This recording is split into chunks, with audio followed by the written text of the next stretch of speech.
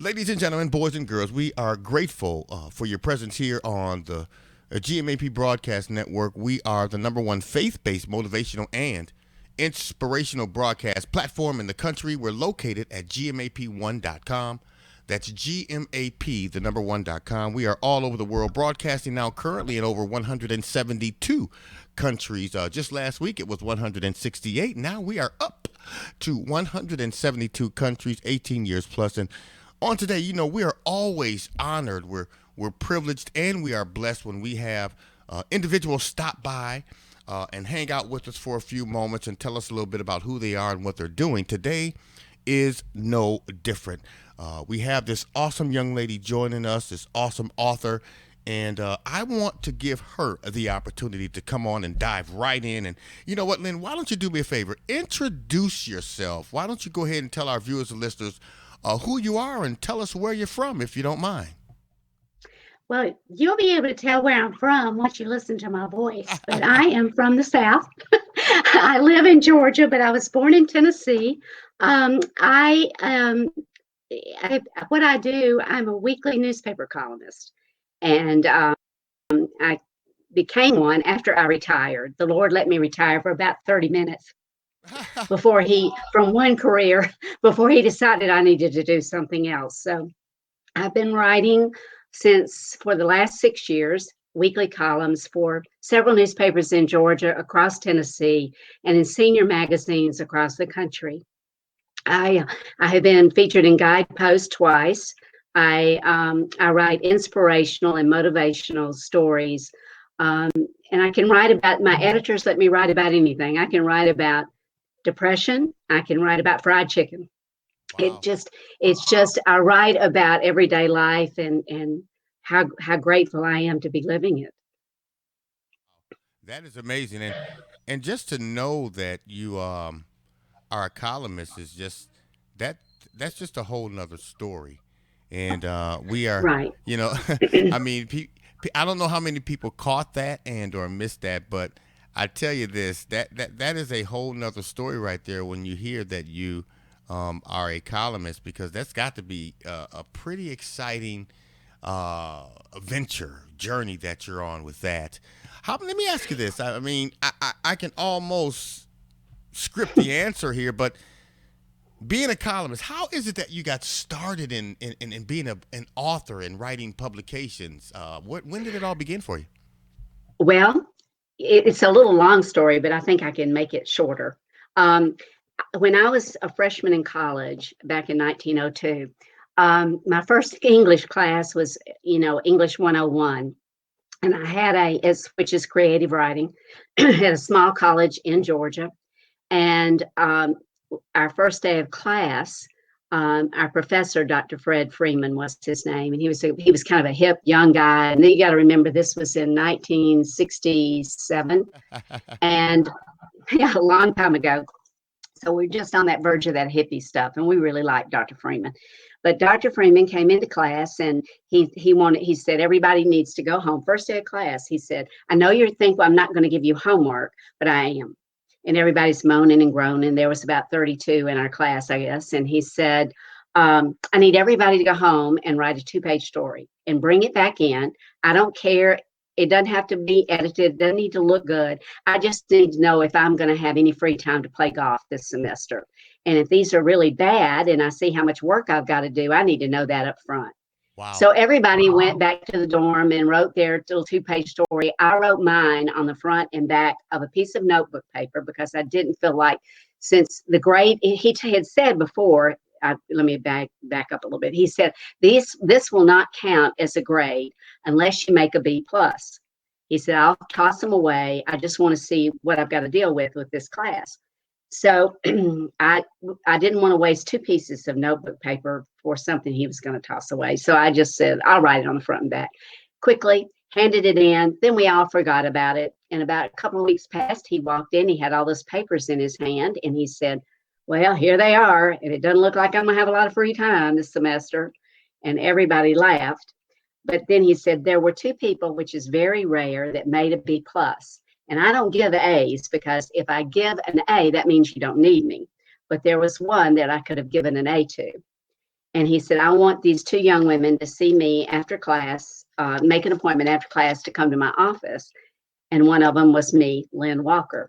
And I looked at him like he had seen, he was not well. I really did. I go, what? So when I met him in his office, he said to me, Lynn, he said, I can tell right there in these 2 pages, you have a lot of talent. And if you haven't thought about it, I would like for you to consider changing your major to journalism or English. And I would like to invite you as the first freshman to ever go on a writing seminar with the seniors in Connecticut for the summer. And I looked at Dr. Freeman and I said, Dr. Freeman, I can't go. I'm getting married and I'm going to drop out of school and go to work. And he sat back in his chair and he looked at me as a 19-year-old and tried to talk me out of it, but he didn't. And I dropped out of school. And he told me, he said, let me make sure you understand this. Promise me you're going to finish the story one of these days and get it published. Promise me you'll do it. And I said, okay. And the years went by, and I ran into Dr. Freeman at a drugstore when I was back visiting LaGrange. And I think I had a couple of kids at the time. And as he walked out of it, we had a little small talk, and he remembered me, and he turned around just as he walked out the door, and he said, you promised me, remember? And I said, yes, I do remember. Well, I was married for 14 years, got a divorce, had to raise all my children on my own. I had 3 kids, raised them on my own, worked and had gone back to school, to design school, to have something that I could provide these children with. And I became an interior designer in Atlanta for 43 years. But every time that I would see something, it could be political or it could be something that was going on in the world, I would write an op-ed. And it was crazy because every time I did, they'd publish it. And I thought, well, maybe Dr. Freeman, maybe he was right, but I'm not sure about that. And I just didn't believe that much in myself. But I had this nagging I always said it was from God. And I did believe it, but I just didn't 100% believe it, that I needed to write, that after I had raised the children and got them educated, got them through college, that one day I would sit down and write. Well, I married again. I was divorced for 20 years, got my kids through school, and married a great guy after 20 years of being single. He had 2 girls. All of our children were grown. We had 5 between us. And I kept telling my husband, when I retire, I'm gonna write. And he kind of looked at you like, yeah, right, sure. So then we married in 2005, and in 2015, I decided to retire at the age of 68. So that'll tell you I'm 73 years old. And at 68, when I retired, I was exhausted, and I said, oh, I just want to sit down and do nothing. After 43 years working full time, I said, I don't want to do a thing.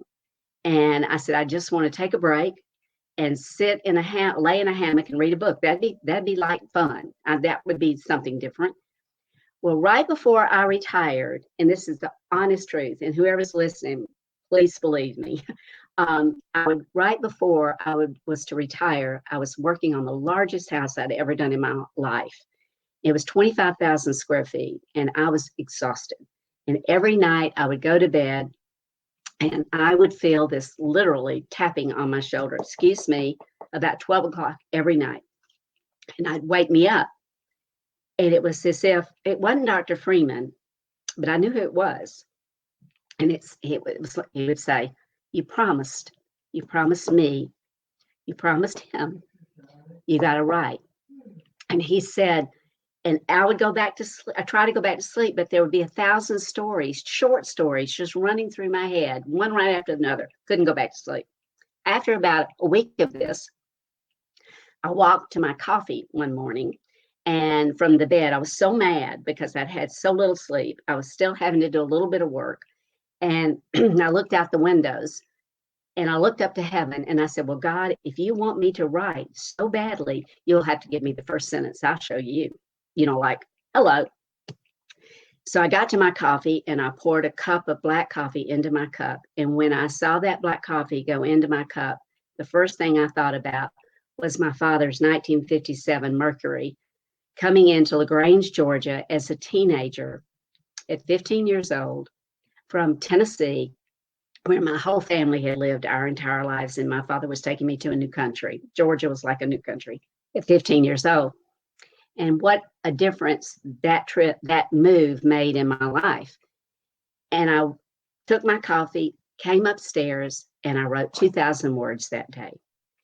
And after I finished the story, I thought to myself, well, now, God, where are we going to send this to? It was a local story. So I sent it, I live in Atlanta now, but I sent it to my old hometown newspaper in LaGrange, Georgia, where I had moved to when I was 15. And I didn't hear from them. And I'm thinking, a column is 700 words. This is 2,000 words. They're not going to use it, but at least I did it. And I slept for the first time in a long time after I wrote that story.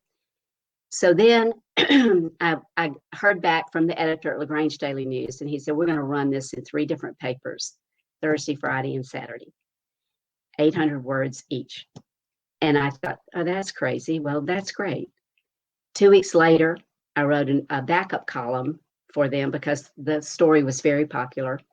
And I wrote another story, and then I talked to the young editor again, and the editor said, we've had so much op-eds and opinion columns on politics. And then this was 6 years ago. And he said, this is a down home column. And he said, and I like it. Would you be interested in writing any more for us? And I said, sure. He said, well, how often can you do it? I said, do you need a columnist? Now, remember, I wasn't a columnist. And he said, yes, we do. He said, how often could you write? And he said, once every 2 weeks. And I said, no, I can write one every week. Like, where did that come from? And I've been doing it every week since then. And then after 2 months after that, I became a columnist for senior magazines across the country. In about 6 months after that, my work began to be in all of the North Georgia papers, all of the neighborhood papers around Atlanta. I'm now featured in the USA Today, Tennessean, which those columns will spread across the country. I have been in Guidepost twice. And every time I write, I sit down and I'll say, God, what are we writing about today? Because that is exactly what he wanted me to do. And he wanted me to go through the difficulties that I had in my life so that I would have the stories to tell to the people who are going through the same thing. So I had to go through it all to have the stories to write. So Wow. that's it. My goodness. That that's a journey in itself right there. And I'm grateful that you made a decision and you accepted the invitation to share that information with us here. For those that don't know, of course, Lynn is one of our featured authors on the GMAP Broadcast Network site. You can always stop by gmap1.com and visit our bookstore. You will see a copy of the current cover that I'm actually showing you in our split screen here on the GMAP Broadcast Network, once again at gmap1.com. It's all right with Mel. I kind of like that. That's kind of unique. Tell us a little bit about that particular publication as we continue to move forward, Lynn, if you don't mind. Sure. Well, after I started writing, after a couple of years, a lot of my readers would say, you need to put these in a book because there's so many different messages there. And people toss their papers. I mean, they don't keep them. And I did have a lot of people that would say they're all over the refrigerator. So I thought, well, maybe that's a good idea. So that's what it is. It is a compilation of stories that I have written. It was about 2.5 years worth. And they're separated into faith and family and difficulties. There's one called Shadows, which is about depression because I suffer from clinical depression. And there's about healing. There are like 15 different chapters in there, and you can read a story out of the book in about 3 minutes, or 3 to 5 minutes. And if you're suffering from one thing, like if there's been a death in your family or you're going through a difficult time, there's a story that will match what you're going through, that you can kind of feel like somebody's out there talking to you. And that is what I think that's what I was supposed to do. I was supposed to share I'm so transparent. It's ridiculous. I mean, I will tell anybody anything. So that's just and that's the way it's always been with me. So there was a reason for that. And I've learned after writing this book, and I'm now working on my second one, which is the last 3 years of my stories. And it will be called Southern Comfort, and it will be out at the end of the year. But this book has my heart. It was I went back and looked at it not too long ago, and I go, oh, I could have done that differently. I could have known, but it was what it was supposed to be. So it is a compilation of my writing. A couple of things caught my attention right there, and of course, you kind of answered my next question, or what it is that I would address, and that would have been. Is this, in fact, your first publication, or is it something that is a follow up to something that you have previously written? And you answered that question already, Lynn, but it didn't. It's kind of funny to me. And then you went on to say your next edition is going to be titled Southern Comfort. How many how many times have you got a little backlash or feedback from the new title of that book? Because some people can say, well, wait a minute, she's writing a book about Southern comfort. Right, like alcohol. Right. And I'm like, okay, but I tell you, I am grateful. That's just an inside joke, I tell you. But thank you, first and foremost, Lynn, for allowing us to be a part of your journey. I'm just so filled with gratitude.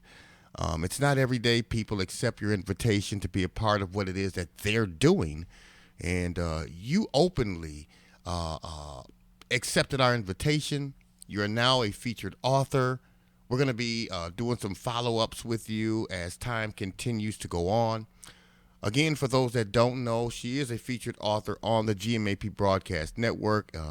At the conclusion of this conversation, you'll also be able to have a chance to check out the rebroadcast, which, of course, is going to be placed on our YouTube channel, pushed over to Facebook, going to be airing on our weekly Comcast cable program, which also airs on Roku, Fire TV, GMAP, and online, as well as going into over 1 million homes. And just got word today that if I could keep this conversation under 30 minutes, radio station up in Milwaukee has decided that they would like to air a rebroadcast of this conversation. I mean, things are just getting interesting. Now, let me say this, Lynn. You realize, or you know, that we are role models to someone, whether we like it or not. Right. There's always someone paying attention to our journey, watching our every step, our every move. Let's just say that someone is watching your journey, your steps, and they're saying to themselves, Lynn, I really wish I can find a way to get on track to do what it is that I have been called to do, because I really appreciate that some people like Lynn has made a decision to get and be and stay on her journey. What words of encouragement would you have to share with those individuals today? It's funny that you should ask that. I just did a speech for a Rotary Club in Atlanta, and it's funny because I think if you have that, I used to say a bee in your bonnet, like my grandmother used to say that you got a bee in your bonnet. It's put there for a reason. Like if you've got a desire to paint, or you've got this ability that is deep seated in you, but you're afraid to try it, you're missing the point. You have to try it, because it could be your calling. And if we paid attention to those bees in our bonnet and paid attention to what God is trying to tell us within our souls, it's amazing what can happen. Like I said before, I'm always very transparent. And I had a story that was published in the USA Today about, it was about suicide and depression. And so many people wrote me and said, you were open and you were honest and you told the truth, and it helped me a great deal. And so if we just live not for what people think we ought to be, but become what God wants us to be. And what that little bee in the bonnet is telling you, you, you got to try it. I mean, if not, you disappoint him and you're disappointing yourself. Yeah. And Wow. so that you don't want to do that. You want to go for it. And you don't have to be crazy, but you have to be, if that is something that you feel like is in your heart, you need to go for it. Wow. I'm going to say this, and the reason I'm going to say it is because, yeah, normally if you have on headphones, it'll work a little better, but I do understand where you are. I'm grateful. Can you hear me okay? Yeah. Okay. You are the third person in a row that has confirmed not doing things based on other people's opinion, other people's attitude, what they think, what they do, what they Mm-hmm. say, how they Mm-hmm. feel, but yet what God calls you to do. That Right. is a, Right. oh my goodness, you almost, Lynn, I almost felt like shouting right there. I just, Yeah. you You've know, got to pay attention. You got to hear. You've got to, yeah. I think because we can't see God Mm, and we can't physically see him, we start to doubt. And you may not realize that's what you're doing. But let me tell you, when he wants you to do something bad enough, he will poke you yeah. on the shoulder and wake you up at night. I mean, he will. And I always say when I write something, especially sometimes after I write something, I'll start shaking and I'll go, okay, I didn't really write that one. I was just the typist because I think that's all I am. Yeah. I think whatever he wants me to say, it just kind of comes in and goes out. I'm just a filter. Right. So when we don't do what he wants us to do, we're not being the impetus for his voice to come through.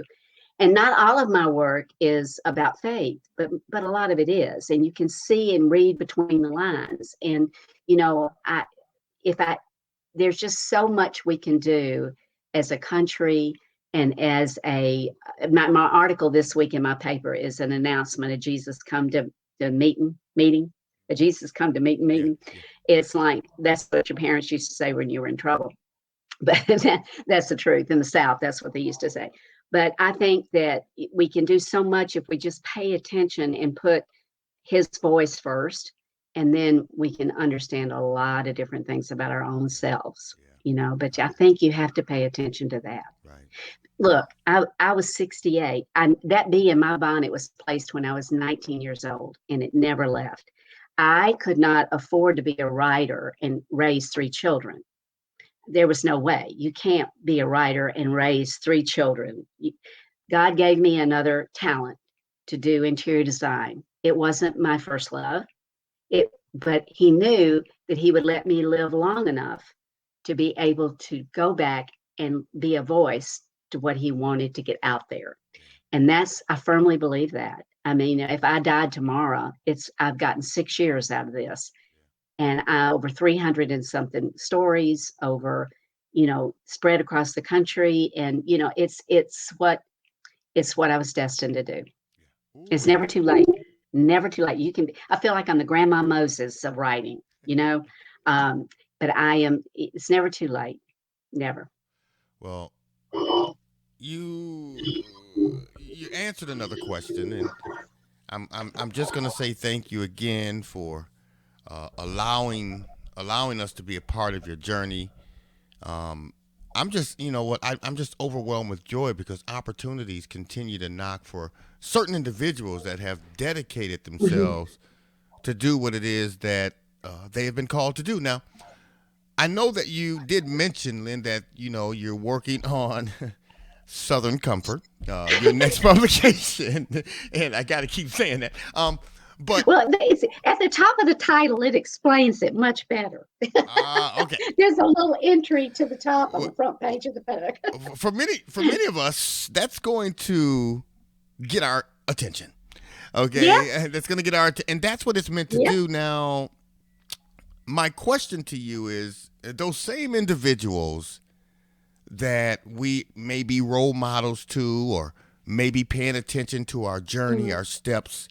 If one of the little persons were to walk up to you and jump up on the step ladder and tap you on the shoulder and say I appreciate what you've done up to this point, the journey you've been through, the testimonies that you shared, the experiences. But Mhm.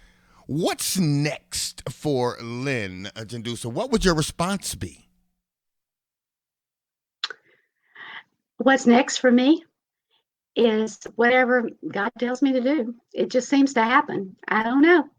Wow. I think I want to do more speaking.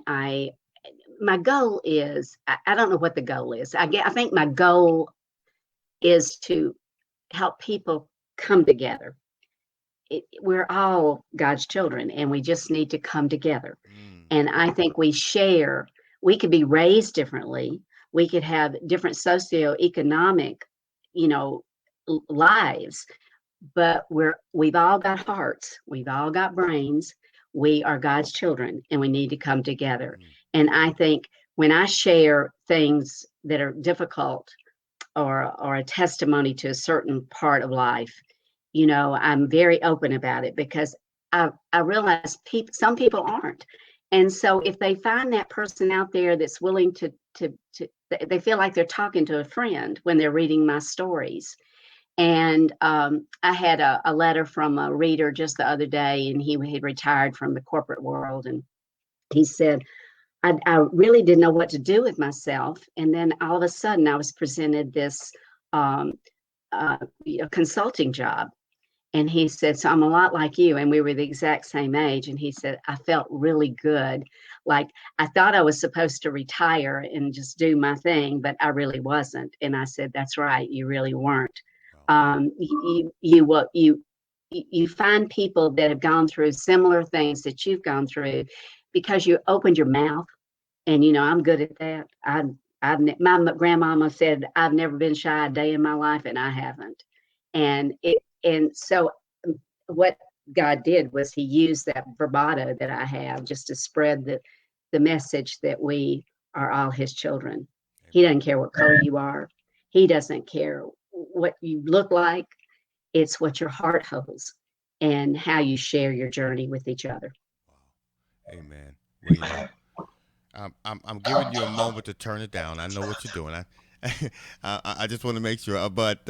You're absolutely right, and I am so grateful to hear this information. Once again, ladies and gentlemen, we welcome you to the number one faith-based motivational and inspirational broadcast platform in the country, the GMAP Broadcast Network, 24/7, spreading the good news of God's gospel, having the opportunity to have awesome conversations with individuals such as Lynn Gendusa here on this platform. We want to encourage you once again to stop by our broadcast network platform. Click on the tab that simply says bookstore. The bookstore will take you to the necessary location. You will then see a copy of the current publication that I'm showing you in our split screen, and of course the current publication that has been released by Lynn. It's all right with me. I love that. This is great.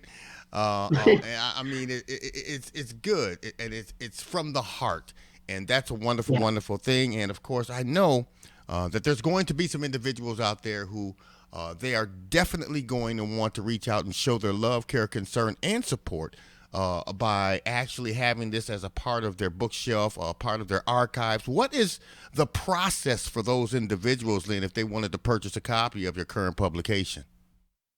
Okay, you can do a couple of things. It's available on Amazon, so you can go straight to Amazon. You can also reach me through my website, which is www.lynngendusa.com. Just real easy, www.lynngendusa.com. And also, you can read my current stories are posted there under my blog. I keep about 5 or 6 stories up, in chronological order. So you can read my weekly column. So and I will also, if you wanted a signed book, you can also contact me through that website, and I will be glad to send you one. And we will not allow them to forget about little old GMAP Broadcast Network down here in the lower left-hand corner of everything. Of course, they can always stop by the GMAP Broadcast Network, visit our bookstore, click on the book cover that, again, I am showing you currently on our television screen, and it will take you to the necessary location That's right. to get more detailed information about, of course, the book, the author, and your way of showing your love, care, concern, and support by purchasing, sending out as a gift, and so on. So we're grateful for that. And then, of course, I do know that you realize that there may be some individuals that have been listening to your story, and Hmm. they may want to reach out to you and say, hey, I want to talk to Lynn. How can I reach and connect with her? What would that process entail? I mean, how could they reach and connect with you? Straight through that website. I get letters every day right through that website. Amen. And you know what? I'm a witness that she will respond. Okay. Yep. I, Yep. I'm going to publicly say that that Mhm. she will respond. Had no idea who I was, and I know that my phone number does look specifically like a telemarketer's number. And of course, she did respond. And I tell you what, she talked about me so bad one day, my feelings was hurt, and Yeah. it was out of love. Because I Yes. reached out, it had to be 10, 11 o'clock at night. She said, Kevin, Yep. I was in the bed. So, so let me tell you something. Don't you call me at 11 o'clock at night again. And, it was just a That's funny right. scenario. And I received it. I respect it. I honor it. And look at us now. We can laugh about it. Right. I go, Kevin forgot that there are different time zones in the country. Did I forget? Oh, my God. Kind of forgot that part. Well, again, I want to publicly and personally tell you, Lynn, that I appreciate you allowing us to be a part of your journey. I Thank can't you. thank you enough. I'm going to continue to do everything in my power. As a matter of fact, I'm going to bump this thing up, and I'm going to almost guarantee that your publication will be on our platform. I'll be doing some more social media stuff, and it's going to be there until now. Listen to this. This is going to be a very interesting comment, and the record button is on, so I won't be able to retract it. That's kind of scary. But your publication, your current publication, is going to be in place on our platform until we replace it with your next one. Oh, that's so nice. Thank you. I appreciate that. That's Thank all. you very much. To God be the glory, and To you know, God be the glory. sometimes you have to look at reality. I really love your spirit, your joy, your passion. I love what you're doing, and I love how you're doing it because you have taken it to a Thank whole you. nother level. And I really, I don't know if people are really paying attention to what I'm saying, but I am so grateful that you have allowed us to be a part of your journey. Thank And you. I appreciate you having me. I really do. Thank you so much. to God be the glory once again. Again, ladies and gentlemen, she is a featured author here on the GMAP Broadcast Network, GMAP1.com. Stop by the bookstore. Click on the bookstore tab. You'll see a copy of the publication that I'm currently showing you on our television screen. Click on that cover. It will take you to the necessary location. Lynn, I'm going to be reaching out to you shortly to let you know where it all goes from here. But Okay. I will be placing this conversation up on our YouTube channel. I will be placing it and kicking it over to our Facebook page. I will be making sure that it is prepared for airing on our Comcast cable program. And the next step is it's going to be airing in its entirety on a pretty nice radio station in the Milwaukee, Wisconsin area. And we're going to be grateful for that as well. Oh, when you talk to those people in Milwaukee, I wrote a story about Milwaukee. Oh, my goodness. Yeah, Uh-oh. not Milwaukee, actually it's Wisconsin. We flew into Milwaukee a couple of years ago, and it's a story about we have some friends that live in Milwaukee half the year, and they invited us, not Milwaukee, Wisconsin, at Lake Elkhart. And we went up there, and I wrote a story afterwards, and it was fabulous up there. It was fabulous. We had a lot of fun. So, and I know that one of my stories made a couple of their papers before, so I do know that. So anyway, so that's kind of when you said it was going to be Wisconsin, I kind of and You have that's history. again that's kind of funny, God. Hey, let me ask you. Let me ask you this, Lynn. Do you mention the word cheese anywhere in the story? Absolutely. I I, mean, really? you know what? I did the cheese, the bratwurst, Yeah. and something else. I did everything. Your story would not be complete if you had not mentioned the word It cheese. would have never. It, They would have no. They wouldn't have liked it too you much. know You've got what? to do the cheese. I did the cheese heads. Mm, I did the cheese. I did everything. well, I got it right. your book would have been discontinued on any bookshelf in the entire state of Exactly. Wisconsin. But Exactly. You're right. It would have been. They wouldn't have accepted that in Wisconsin at all. well, this is interesting because I do know that even this very small segment of this conversation is going to be a key to airing this conversation on that radio station. Not once, not twice, but 3 times it is Great. going to air because they want to reach out to people. And Lynn, I again thank you so much for being here. We appreciate you. We're going to do everything we can. Again, I've stepped up and stepped out on faith and said, your book and the things that we are able to do will continue to be on our platform and disseminated to people around the world until we receive your next one. Okay, great. Thanks, God Kevin. I be the really glory. appreciate it. We look forward to hearing from you again soon. I'll be calling you shortly just to give you the details about what's next. But Okay. until next time, we want you to continue to be a blessing to the people, continue to keep doing what you're doing, and thank you again. I will do my best.